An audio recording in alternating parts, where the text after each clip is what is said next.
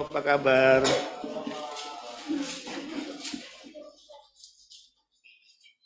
Sudah lengkap teman-teman media? Ya.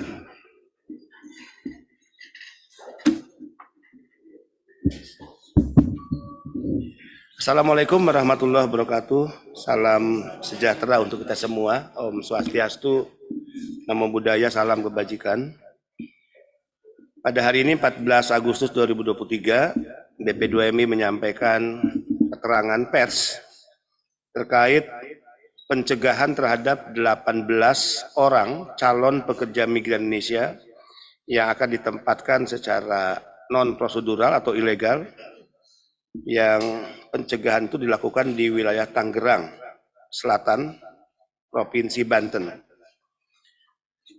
Satu, berawal dari informasi masyarakat tentang adanya 2 orang WNI yang diduga direkrut untuk bekerja ke luar negeri secara non-prosedural di negara Singapura. Maka pada hari Senin 14 Agustus 2023, sekitar pukul 03.12 waktu Indonesia Barat, petugas BP2MI berkoordinasi dengan Polres Tangerang Selatan untuk bersama-sama melaksanakan kegiatan pencegahan. Kemudian ditemukan sebanyak 18 orang calon pekerja migran Indonesia di salah satu penampungan yang berada di klaster Victoria River Park, Kecamatan Serpong Utara, Kota Tangerang Selatan, Provinsi Banten, di mana 2 orang diantaranya telah siap diberangkatkan menuju Provinsi Kepulauan Riau menggunakan salah satu maskapai penerbangan dengan tujuan Cengkareng atau Soekarno-Hatta, Banten, ke Bandara Hang Nadim Kepulauan Riau, Batam, pukul 05.55 tadi pagi ya. Dan 16 orang lainnya sedang dalam masa tunggu pemberangkatan. 2, dari hasil interview singkat diketahui bahwa para calon pekerja migran telah berada di penampungan selama 7 sampai dengan 60 hari, 2 bulan ya, dengan mengikuti proses dan menunggu jadwal penerbangan menuju negara penempatan. Pada saat pengecekan di lokasi penampungan, sementara telah ditemukan 2 buah paspor, 2 lembar tiket maskapai penerbangan dengan rute penerbangan Cengkareng, Soekarno-Hatta, Banten, ke Bandara Hang Nadim Kepri, yaitu 2 lembar work permit. 3, petugas kemudian mendalami identitas dan dokumen kelengkapan perjalanan para calon pekerja migran tersebut berusia antara 20 tahun sampai dengan 40 tahun. Kesemuanya perempuan dan berasal dari wilayah Sulawesi Utara sebanyak 15 orang, Jawa Barat sebanyak 2 orang, dan Nusa Tenggara Barat sebanyak 1 orang. 4, para calon pekerja migran Indonesia dijanjikan akan bekerja sebagai asisten rumah tangga atau pekerja rumah tangga dengan iming-iming gaji sebesar $640 Singapura per bulan atau sekitar 7 juta sampai dengan 750 atau sekitar 9 juta rupiah. Selain itu diketahui bahwa para calon pekerja migran Indonesia tersebut telah menerima uang saku sebesar 5 juta sampai dengan 6 juta. Itu yang sering diistilahkan uang PIT ya. Jadi cara sindikat merekrut itu dengan memberikan lebih awal uang PIT. Seolah-olah itu kebaikan, sinterklas, dermawan, yang sesungguhnya uang itu nanti akan dihitung menjadi hutang. Dan bahkan akan berlipat pembayarannya karena sesuai bunga sejak kapan uang itu diterima. 5, adapun turut diamankan terduga pelaku sebagai berikut. 1, laki-laki bernama Mei berperan sebagai perekrut dan penyalur calon pekerja migran Indonesia. 2, perempuan HK inisialnya berperan sebagai pengelola lokasi penampungan dan pengajar bahasa. 3, laki-laki MM berperan sebagai driver antar jemput ke bandara ya, dan belanja kebutuhan di penampungan. 6, saat ini 5 orang calon pekerja migran Indonesia beserta 3 orang terduga pelaku telah dibawa ke Polres Tangerang Selatan guna dilakukan proses penyelidikan dan pengembangan lebih lanjut oleh penyidik Polres Tangerang Selatan. Sementara 13 calon pekerja migran Indonesia langsung diarahkan ke shelter milik BP3MI DKI Jakarta. 7. Dalam kesempatan ini saya sampaikan kepada seluruh masyarakat Indonesia yang akan bekerja ke luar negeri agar mematuhi prosedur bekerja sesuai dengan aturan yang ada melalui jalur-jalur resmi yang sudah disediakan sebagaimana diatur oleh Undang-Undang 18 2017 tentang pelindungan pekerja migran Indonesia. 8. Dalam kesempatan ini saya selaku Kepala BP2MI mengucapkan terima kasih sebesar-besarnya kepada semua pihak, terkhusus jajaran Kepolisian Republik Indonesia yang telah mendukung pemberantasan tindak pidana perdagangan orang yang melibatkan pekerja migran Indonesia sebagai korban. Dan saya berharap para pelaku dapat segera terungkap dan proses hukum segera berjalan.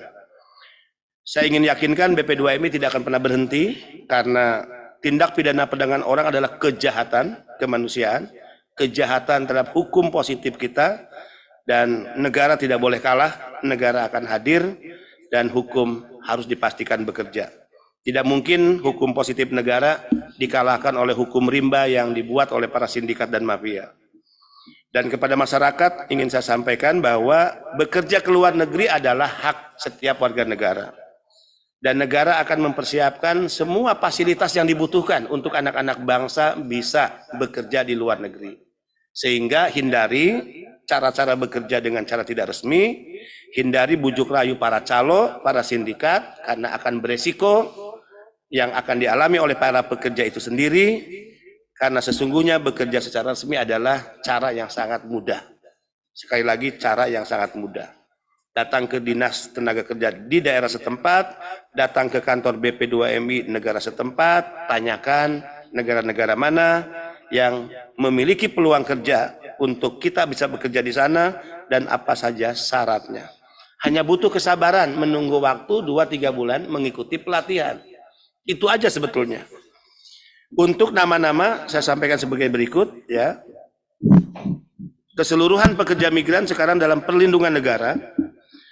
Mereka adalah korban yang harus diselamatkan oleh negara karena yang akan diseret secara hukum adalah para sindikat. Jadi PMI-nya adalah warga negara yang akan kita berikan perlindungan penuh. Daftar nama CPMI 1. Marlin Ivana Apni Kamarurung. Jenis kelamin perempuan, usia 40 tahun, tempat tanggal lahir Tompaso Baru, Januari 1 Januari 081983, pekerjaan ibu rumah tangga, daerah asal Pasi Timur, tawaran kerja sebagai asisten rumah tangga. 2. Marni Esther Kojo, perempuan, usia 39 tahun, tanggal lahir Sonder 22 Maret 1984, pekerjaan ibu rumah tangga, daerah asal Sonder, tawaran pekerjaan sebagai asisten rumah tangga. 3. Nopelin Johannes, perempuan, umur 39 tahun, tempat tanggal lahir Sonder 10 bulan 8 1984, pekerjaan ibu rumah tangga, daerah asal Tombariri Timur, tawaran pekerjaan sebagai asisten rumah tangga. 4. Noplince Manginsihi, perempuan, usia 38 tahun, tempat tanggal lahir Papusungan tanggal 3 bulan 11 1985, pekerjaan ibu rumah tangga, asal daerah Ranowulu, asisten rumah tangga, tawaran pekerjaan. 5. Melani Mainwungkar, perempuan, usia 36 tahun, tempat tanggal lahir Wioi ya, benar ini, mana yang namanya Ibu Melani? Wioi, betul. Oke, Wioi ya. 17 Mei 1987, pekerjaan ibu rumah tangga, asal daerah Kumelembuan, tawaran pekerjaan sebagai asisten rumah tangga. 6. Fermi Rumondor, perempuan, usia 31 tahun, tempat tanggal lahir Manado 26 Maret 1992, pekerjaan ibu rumah tangga, daerah asal Pasi Timur, tawaran pekerjaan sebagai asisten rumah tangga. 7. Hiskia Olivia Tumbel, perempuan, usia 31 tahun, tempat tanggal lahir Tumaluntung, 20 Oktober 1992, pekerjaan ibu rumah tangga, daerah asal Tareran, tawaran pekerjaan sebagai asisten rumah tangga. 8. Afifa Aprilia Kaatinia Boseke, perempuan, usia 30 tahun, tempat tanggal lahir Tomohon, 21 April 1993, pekerjaan sebagai karyawan swasta, daerah asal Tomohon, Rarat, tawaran pekerjaan sebagai asisten rumah tangga.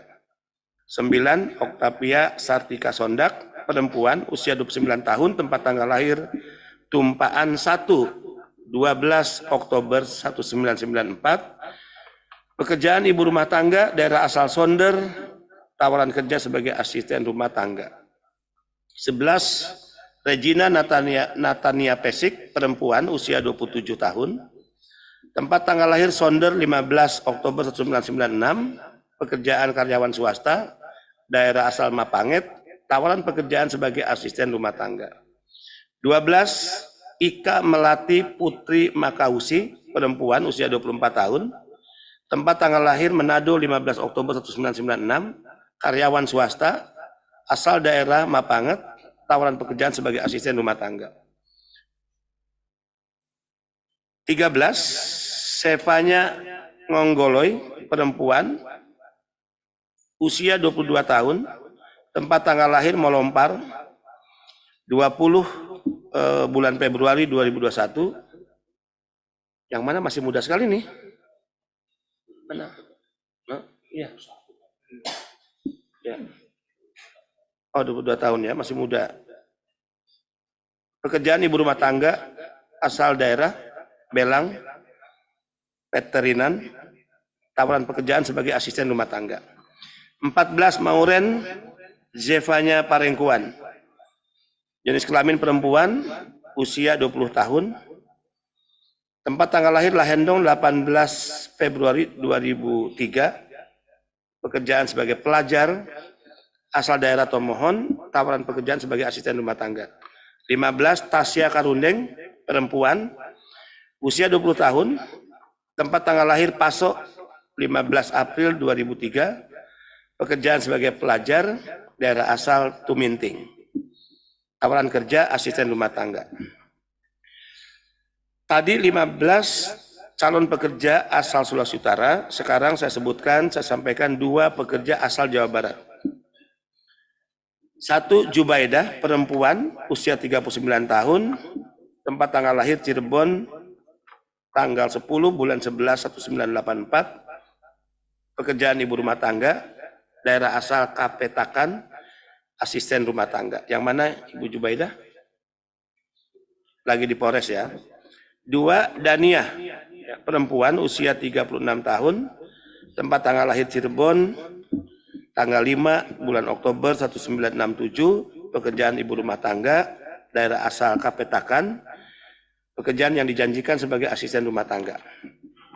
Asal Nusa Tenggara Barat 1 orang, yaitu Luh Made Suparwati, perempuan, usia 40 tahun, tempat tanggal lahir Singaraja, 20 November 1983, pekerjaan ibu rumah tangga, kemudian daerah asal Sandubaya, dan tawaran kerja sebagai asisten rumah tangga. Demikian rekan-rekan pers, hasil pencegahan yang dilakukan oleh tim BP2MI, bekerjasama dengan Polres Tangerang Selatan, dan saat ini masih dilakukan pendalaman, pemeriksaan, dimintai keterangan terhadap beberapa orang. Mereka diamankan di shelter milik BP2MI dalam perlindungan negara, dan pada waktunya mereka akan dipulangkan ke daerah asal dengan biaya negara. Jadi upaya BP2MI adalah upaya negara menyelamatkan anak bangsa agar tidak menjadi korban penempatan tidak resmi yang kita tahu persis apa resiko yang akan mereka alami. Selalu saya sampaikan, 3 tahun saya memimpin BP2MI, sudah 2.200 jenazah. Yang rata-rata mereka berangkat 95% secara tidak resmi. Sudah 3.500 mereka yang kembali ke Indonesia dalam keadaan sakit, cacat secara fisik karena penganiayaan, depresi ringan dan depresi berat. Dan juga yang dideportasi sudah 103.000. Nah, kenapa mereka berpotensi mengalami hal-hal tadi? Karena yang tidak resmi berangkat tidak pernah diikat oleh perjanjian kerja. Tidak ada perjanjian yang mengikat secara hukum apa yang menjadi kewajiban ya dari majikan mereka kepada pekerja kita dan apa hak-hak yang harus diterima oleh para pekerja kita. Inilah yang saya katakan rentan mengalami eksploitasi.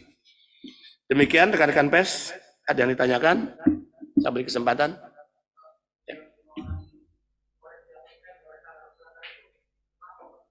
Pak, siapa yang bisa jawab? Pak. Ya, jadi diambil keterangan. Ini Pak Depril, silakan.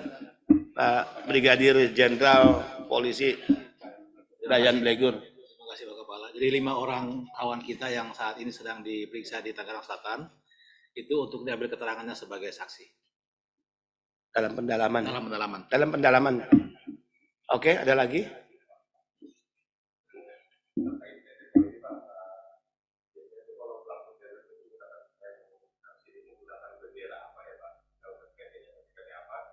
Perorangan atau persorangan?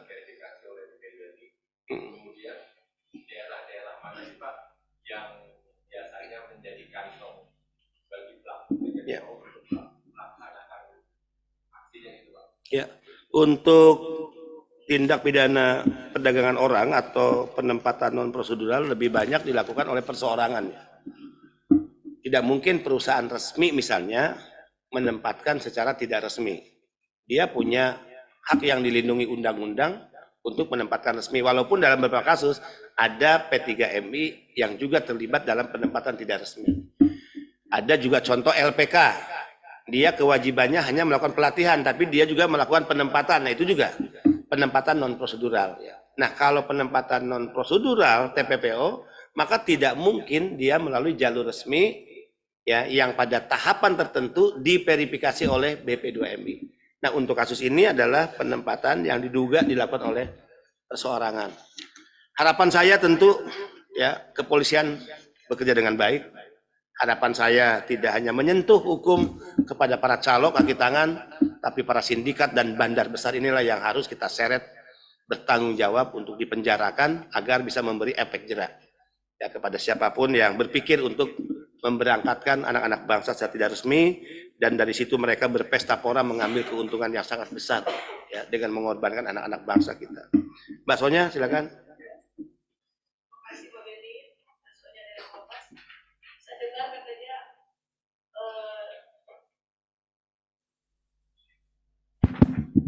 Di samping ini yang berhasil diselamatkan 18, sebenarnya ada yang sudah diberangkatkan.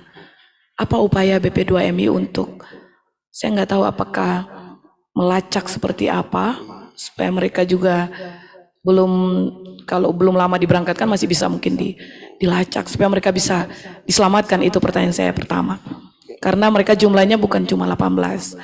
Lalu yang kedua, seperti pertanyaan teman tadi, apakah memang benar-benar ini, saya tahu BP2MI punya jaringan, ada kepolisian ya.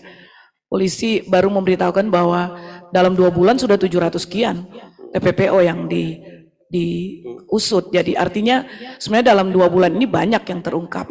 Nah apakah ini juga menjadi pintu masuk bagi BP2MI untuk mendorong polisi untuk membongkar yang kayak gini? Lagi-lagi tadi bisa saja terlihat perseorangan. Tapi jangan-jangan ada bendera-bendera di balik itu. Lalu ketiga, apakah ada kemungkinan nih, karena ada BP2MI ada unsur kepolisian ya, juga kerjasama dengan APH ya, oknum maksud saya, sehingga upaya Pak Beni tadi untuk memberantas dan melawan, ini juga harus betul-betul didukung gitu ya. Nah dalam konteks pengungkapan ini, saya yakin masih dalam penyelidikan. Kira-kira seperti apa Pak Beni yang bisa kita tahu? Terima kasih. Terima kasih Ibu Sonya, Kompas. Yang pasti kita punya metode lah, punya cara yang tidak mungkin kita sampaikan ke publik ya, terkait pengusutan dan siapa yang mereka telah diberangkatkan, kemudian cara seperti apa untuk mengembalikan mereka, biarlah itu nanti ya kita akan membicarakannya dengan kepolisian. Kedua, praktek-praktek penempatan ilegal ini kan karena selalu saya katakan ya, dalam beberapa kasus selalu melibatkan oknum-oknum yang memiliki atributif kekuasaan. Jadi kejahatan ini tidak berdiri sendiri. Ini adalah kejahatan yang terorganisir, yang dalam prakteknya sangat sistematis dan melibatkan keterlibatan oknum-oknum yang memiliki atributif kekuasaan. Sehingga itulah saya katakan kenapa kasus-kasus seperti ini sulit disentuh oleh hukum. Kenapa kasus seperti ini tidak mampu menyeret ya para bandar dan sindikat besarnya, kecuali hanya menyentuh calo dan kaki tangannya. Nah, ini problem kita hari ini, sehingga yang kita butuhkan ini benar-benar komitmen, ya, komitmen kepada Merah Putih, komitmen untuk melindungi anak bangsa. Sederhana sebetulnya, sepanjang kita mau punya komitmen yang kuat, gampang kok untuk mencegah. Saya sering sampaikan, kita sudah tahu kok, ya, daerah-daerah mana yang selama ini menjadi kantong-kantong rekrutmen. Kemudian kalau daerah mana dia berasal, kita tahu kok dia akan diberangkatkan ke negara apa. Kemudian kalau dia mau diberangkatkan ke negara mana dan di daerah apa, kita tahu kok dia akan transit nanti di daerah mana. Jadi kita tahu persis. Jadi modusnya kita tahu, ya pola kerjanya sindikat kita paham, dan itulah yang kita selalu sampaikan kepada semua pihak. Ayo bergandengan tangan, kerja-kerja kolaboratif. Polri sudah menunjukkan kerja yang cukup positif, misalnya hanya dalam waktu 2 bulan 800 sudah ditersangkakan, 2000 lebih anak bangsa diselamatkan. Tapi rasanya, ya, masukan dari BP2MI, kami menginginkan ada sejarah besar dari hasil operasi ini bisa memenjarakan ya mereka yang kita sebut sebagai mastermind-nya, ya, aktor besarnya. Karena jika itu tidak disentuh, maka penempatan ilegal akan terus terjadi. Dan kita negara hanya menjadi pemadam kebakaran. Dan sekali lagi sejarah akan mencatat buruk bahwa negara kalah melawan para sindikat dan mafia di negara ini. Ini naib. BP2MI tidak ingin, termasuk saya dan jajaran, akan dicatat dalam sejarah sebagai orang-orang yang melakukan pembiaran atas kejahatan kemanusiaan dan sebagai orang-orang yang tidak memiliki daya upaya ya dalam menghadapi para sindikat dan mafia. Sehingga kerja-kerja seperti ini terus kita lakukan. Contoh ya, informasi terkait masalah ini, itu saya terima tadi malam, posisi saya masih di Hong Kong. Ya, saya baru tiba tadi jam 12:30. Jadi tadi malam saya masih di Hong Kong, diberikan informasi, ya saya harus sembunyikan pemberi informasinya siapa, saya langsung telepon Brigjen Dayan untuk lakukan segera langkah-langkah pencegahan. Bisa. BP2M itu bukan penegak hukum, BP2M itu bukan lembaga intelijen, tapi kalau terkait informasi, kita bisa kok menerima informasi dari siapapun untuk mencegah, mudah kok untuk kita kerjakan, apalagi lembaga yang diberikan kewenangan dan otoritas penegakan hukum. Ya, jadi ini bisa sebetulnya, dan tentu dari operasi yang sudah sangat masif dilakukan oleh kepolisian, sangat positif, mudah-mudahan satu saat kita akan menyaksikan bandar sindikat orang kaya yang merasa karena dia punya uang seolah-olah tidak bisa disentuh oleh hukum, karena dia merasa punya uang seolah-olah uangnya bisa membeli aparat negara, ya kita ingin menyaksikan satu saat dia masuk dan ada di penjara. Itu mimpi kita ya. Saya pernah guyon dan kemarahan atas situasi ini. Bagaimana kita nggak marah lihat? Ini perempuan semua. Melihat umur mereka ini seperti adik saya. Melihat yang lebih tua, kadang-kala saya melihat itu ibu saya. Kok tega di negara ini ada penjahat yang ngumpulin uang, berpesta pora, mendapatkan uang dengan cara menjual anak-anak bangsanya. Dan negara ini seolah tidak berdaya. Guyon saya dengan petinggi polisi saat itu adalah, kalau undang-undang memberi kesempatan saya bisa memegang pistol, pistol itu pasti saya akan isi peluru penuh, dan setiap satu peluru saya akan tembakan di setiap satu kepala para sindikat penempatan ilegal. Bolehlah kali-kali kita kayak Duterte bisa menembak di jalan-jalan pada bandar narkoba. Kemudian tiba-tiba ada undang-undang yang memberikan mandat saya megang pistol, nembak ya para sindikat penempatan ilegal dimanapun saya jumpai mereka. Misalnya ya, ini kemarahan kita sebetulnya. Nah mudah-mudahan dengan kasus ini selalu kita berharap ini kasus yang terakhir, ternyata ada lagi. Ini kasus terakhir, selalu ada lagi. Saya yakin kalau bandar-bandar besar diseret melalui proses hukum, dipenjarakan secara fisik, dimiskinkan kekayaan hasil kejahatannya, ini akan melahirkan efek jerah. Mudah-mudahan ya hukum yang ditegakkan bisa menyentuh mereka. Terima kasih kawan-kawan sekalian. Ya. Ada lagi? Mana? Pak, saya mau tanya. Kan saya pernah dapat informasi bahwa kadang ada korban yang sudah diselamatkan, udah dicegah pencegahannya, ternyata itu suatu saat itu kayak ketangkep lagi di proses pencegahan. Kalau dari BP2M sendiri, pemahaman kepada para korban ini bagaimana? Maksudnya, apakah mereka ini merasa sebagai korban atau tidak yang perlu diselamatkan? Karena ada beberapa kasus yang mereka tuh akhirnya ketangkap lagi dan itu ya disebut jadi korban lagi gitu. Ya. Terima kasih, itu aja sih Pak. Ya, BP2MI pernah bertemu dengan Dirjen Imigrasi. Kita pernah mengalami banyak kasus nih, Ibu Sonya, Mbak. Kita cegah sekarang nih. Tiba-tiba bulan depan penggerebekan ketemu dengan orang yang sama. Itu artinya apa? Sindikat kan pasti terus berupaya bagaimana memberangkatkan. Sehingga usulan saya kepada Dirjen Imigrasi, hasil pencegahan seperti ini paspornya di-ban selama 5 tahun. Nah kalau dia di-ban, otomatis kan tidak berlaku paspor dan tidak mungkin mereka bisa membuat paspor baru karena pembuatan paspor berbasis NIK. Kecuali status ban 5 tahun bisa dibuka sesekali jika mereka akhirnya memilih berangkat secara resmi.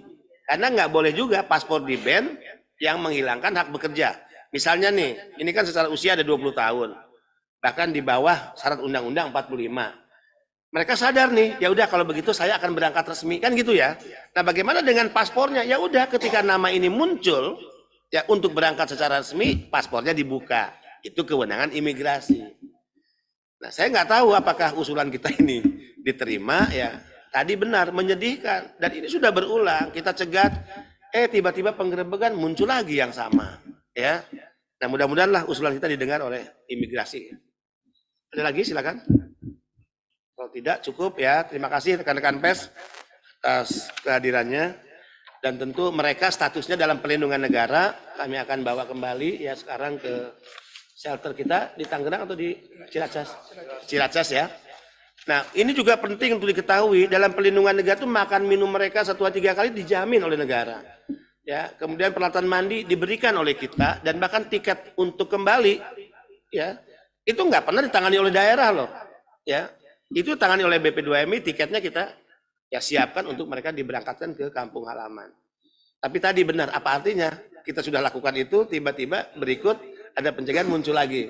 Ya, ya pertanyaannya sederhana, masa negara kalah sama mafia? Kan gitu aja ya. Kecuali negara mau bersekongkol dengan mafia lah. Ya. Terima kasih ya. Selamat sore. Assalamualaikum warahmatullahi wabarakatuh.